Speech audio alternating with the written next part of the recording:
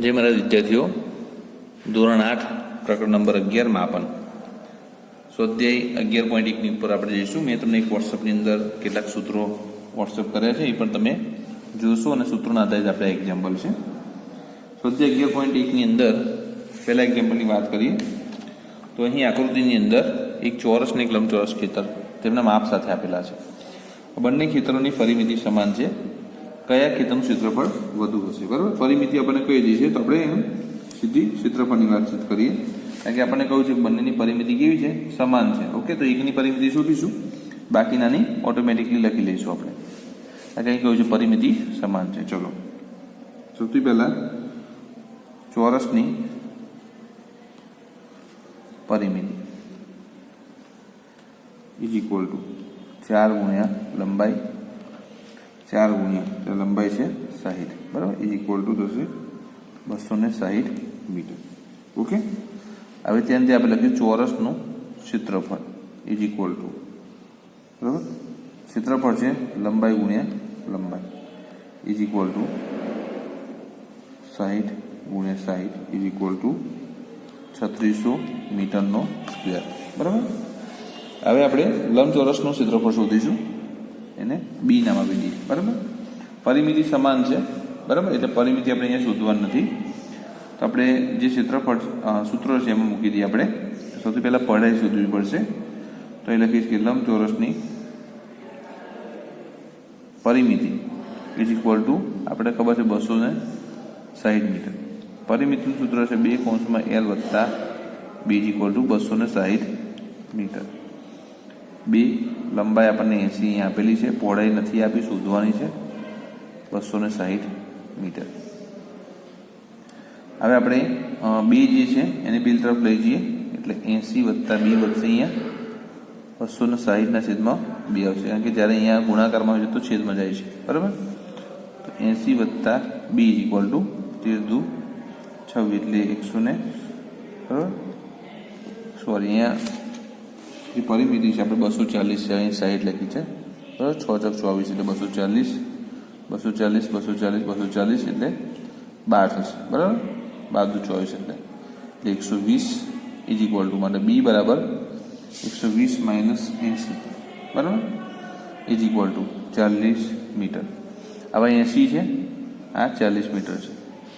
બરાબર, હવે એલ ને બી બંને હોય તો આપણને લંબચોરસનું ક્ષેત્રફળ આરામથી મળી જશે. લંબચોરસનું ક્ષેત્રફળ ઇઝ ઇક્વલ ટુ એલ ગુણ્યા બી. લંબાઈ છે 80, વડે આપણે સુધી 40 is equal to 3200 metre square. બરાબર, 3200 મીટરનો સ્ક્વેર.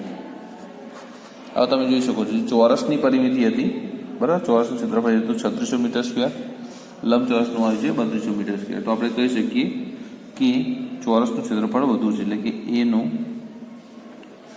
ક્ષેત્રફળ વધુ છે. આપણે આવા એક્ઝામ્પલ ધોરણ 7 ની અંદર કર્યા હતા. બરાબર, ચલો બીજું એક અહીંયા એક એક્ઝામ્પલ આપ્યું છે.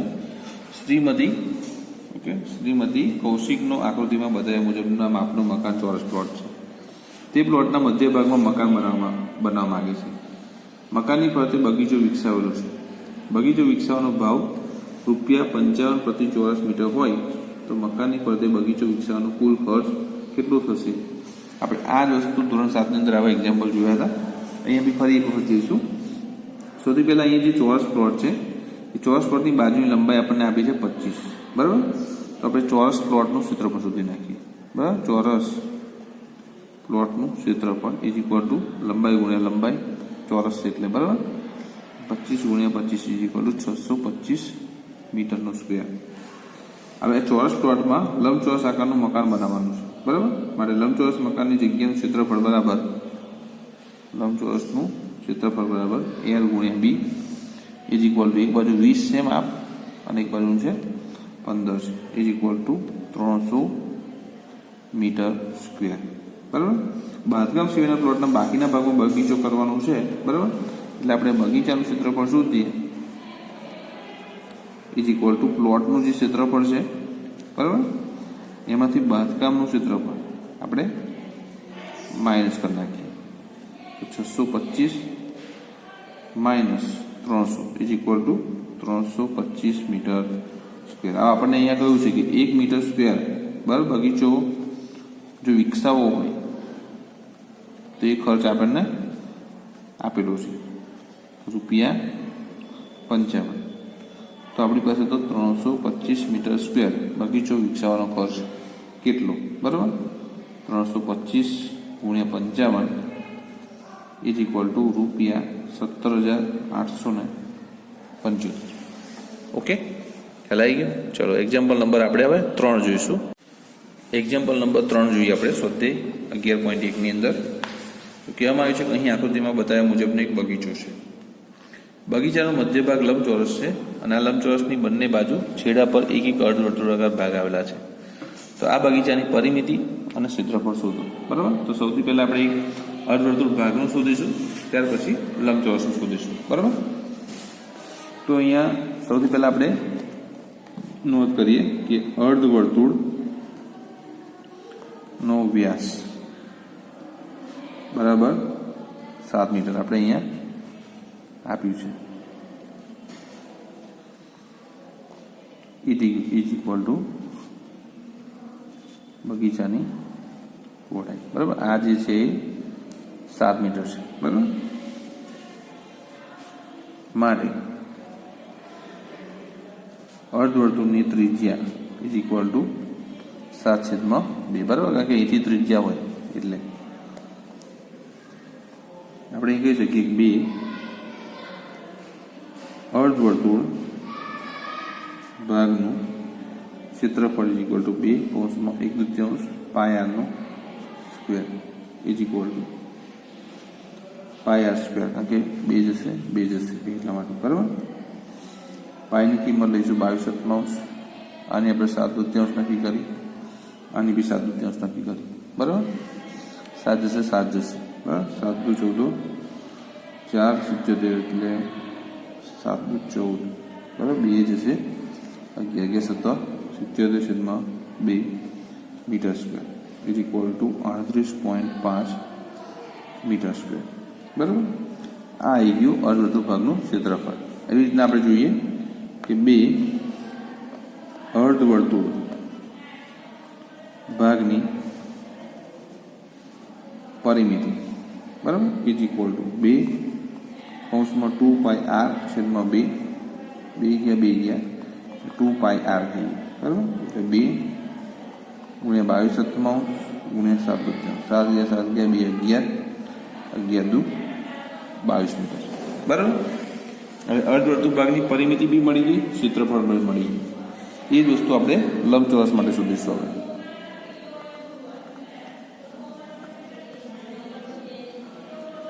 તો લંબચોરસ ભાગ માટે વાત કરું તમને હું બરાબર. તો લંબચોરસ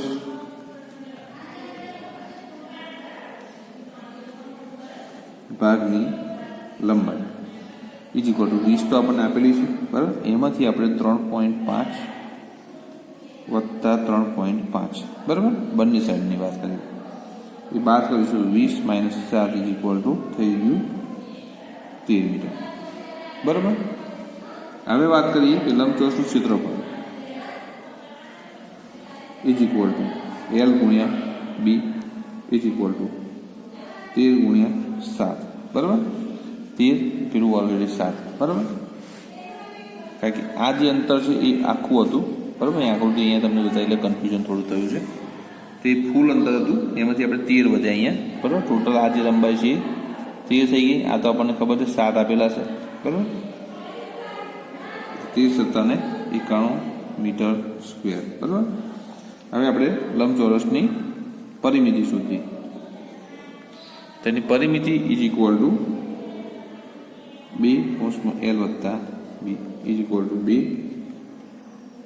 13 લઈશું વત્તા બરાબર. હવે અહીંયા આગળ જે બી છે બરાબર એ આપણે અહીંયા 0 ગણીએ છીએ બરાબર. એનું કારણ એવું છે કે લંબચોરસ ભાગની પરિમિતિ ગણતા પહોળાઈ 0 લઈશું. કારણ કે જે આકૃતિમાં પહોળાઈ બતાવેલ છે વાસ્તવમાં પહોળાઈ નથી, માત્ર અર્ધવર્તુળ જ છે બરાબર. એ જે આ જે ખરેખર આ પહોળાઈ નથી ગણવાની આપણે, એ અર્ધવર્તુળ બંને ભાગ ગણવાનું છે બરાબર. એટલા માટે અહીંયા લીધું છે. એટલે થશે 2 × 13 is equal to 26 metre okay, હવે આપણે બગીચાનું કુલ ક્ષેત્રફળોની વાત કરીએ. બગીચાનું ક્ષેત્રફળ is equal to 38.5 metre square વત્તા 91 મીટર સ્ક્વેર, બરાબર, is equal to 129.5 metre square થઈ ગયું. અને બગીચાની પરિમિતિ કુલ લેવા જઈએ તો કુલ છે 22 મીટર વત્તા 26 metre is equal to 48 metre. Okay, હવે આપણે એક્ઝામ્પલ નંબર 4 ઉપર જઈશું. એક્ઝામ્પલ નંબર 4ની વાત કરીએ તો એમાં લખ્યું છે ભોંય તળિયે લગાવવાની એક લાદીનો આકાર સમાંતર બાજુ ચતુષ્કોણ છે. તેના પાયાની લંબાઈ 24 સેન્ટીમીટર છે. આનુષંગિક જે ઊંચાઈ છે એ છે 10 સેન્ટીમીટર છે અને 1080 ચોરસ મીટર ભોંય તળિયા ઉપર આ મુજબ લાદી લગાડવાની હોય તો કેટલી લાદીની જરૂર પડશે? ભોંય તળિયાના ખૂણાને લાદી ભરવા માટે જરૂરિયાત મુજબ લાદીને કોઈ પણ આકારમાં તમે કાપી શકો છો, એવું કહ્યું છે આપણે. તો વાત કરીએ સમાંતર બાજુ ચતુષ્કોણમાં લાદીનું ક્ષેત્રફળ ઇઝ ઇક્વલ ટુ પાયો ગુણ્યા એની જે આનુષંગિક આપણને ઊંચાઈ આપી છે, બરાબર, ઇઝ ઇક્વલ ટુ પાયો છે 24/100 ગુણ્યા આનુષંગિક ઊંચાઈ આપી છે 10, બરાબર, 10/2 આપણે 100 is equal to 24/1000 metre square. કારણ કે અહીંયા સેન્ટીમીટર હતા, અહીંયા બી સેન્ટીમીટર, એટલે છેદમાં આપણે 100 મૂક્યા છે, બરાબર. હવે આપણે કહી શકીએ કે ભાઈ ભોંય તળિયાનું ક્ષેત્રફળ પણ આપણને આપેલું છે 1080 મીટર સ્ક્વેર, કારણ કે એ મીટર ઓલરેડી આપેલું છે, બરાબર. તો તમે કહી શકો જરૂરી લાદી ઇઝ ઇક્વલ ટુ ભોંય તળિયાનું ક્ષેત્રફળ માઇનસ એક લાદીનું ક્ષેત્રફળ ઇઝ ઇક્વલ ટુ 1080 છેદમાં 24/1000, બરાબર, 24/1000 છે. છેદનો છેદ હોય એ ઉપર અંશમાં જઈએ આપણને ખબર છે. 1080 ગુણ્યા 1000 છેદમાં 24 ઇઝ ઇક્વલ ટુ 45,000 લાદીની જરૂર પડશે, બરાબર. એક્ઝામ્પલ નંબર 5ની વાત કરીએ. એક કીડી કોઈ ભોંય તળિયા ઉપર પડેલા જુદા જુદા આકારોમાં ખાદ્ય પદાર્થની ચારે બાજુ પરિમિતિના માર્ગે પરિભ્રમણ કરે છે. ખાદ્ય પદાર્થના કયા ટુકડાના પરિભ્રમણ માટે કીડીને વધુ અંતર કાપવું પડશે? યાદ રાખો કે વર્તુળના પરિઘનું સૂત્ર C is equal two 2πr છે, જ્યાં R એ ત્રિજ્યા છે, એ પણ આપણને અહીં કૌંસમાં કહેવામાં આવ્યું છે, બરાબર. તો સૌથી પહેલાં આપણે દરેકનો વ્યાસ શોધીએ. તો પહેલું એની વાત કરીએ તો એમાં છે વર્તુળનો વ્યાસ બરાબર 2.8 સેન્ટીમીટર, બરાબર. તો ત્રિજ્યા R એ વ્યાસ આપણે D શોધ્યું, R બરાબર 2.8/2 ઇઝ ઇક્વલ ટુ 1.4 સેન્ટીમીટર. હવે વર્તુળની પરિમિતિ, બરાબર, પરિઘ કહીએ છીએ આપણે 2πr ઇઝ ઇક્વલ ટુ 2 ગુણ્યા, બરાબર. હવે સોરી, અહીંયા વર્તુળની પરિમિતિ છે પણ આપણે અહીંયા અર્ધવર્તુળની પરિમિતિ શોધવાની છે, હે ને. અર્ધવર્તુળની પરિમિતિ એટલે 2πr છેદમાં 2 જશે, 2 જશે એટલે πr જ વધશે, બરાબર.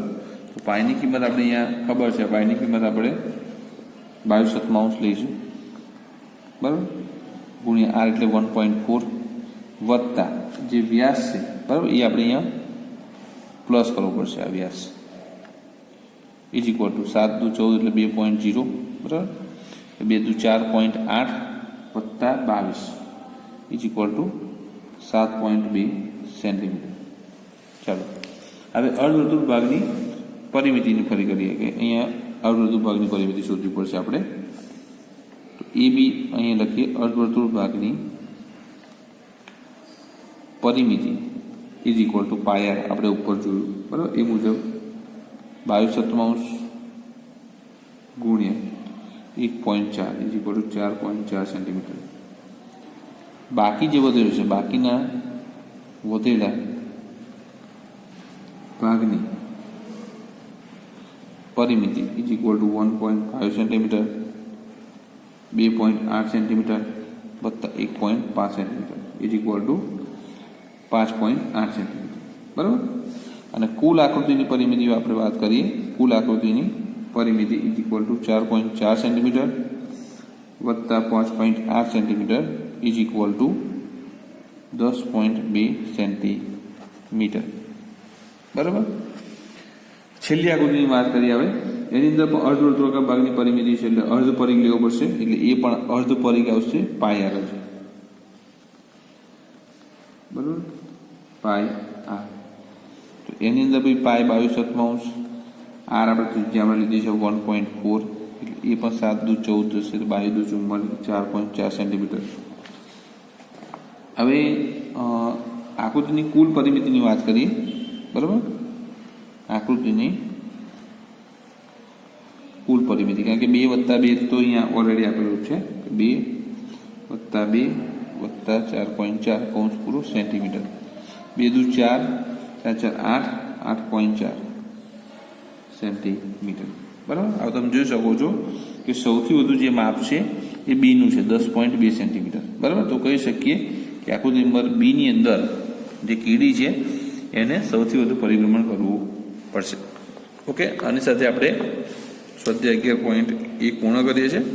નેક્સ્ટ વિડીયોમાં આપણે સ્વાધ્યાય 11.2 ઉપર જઈશું. જય મહારાજ.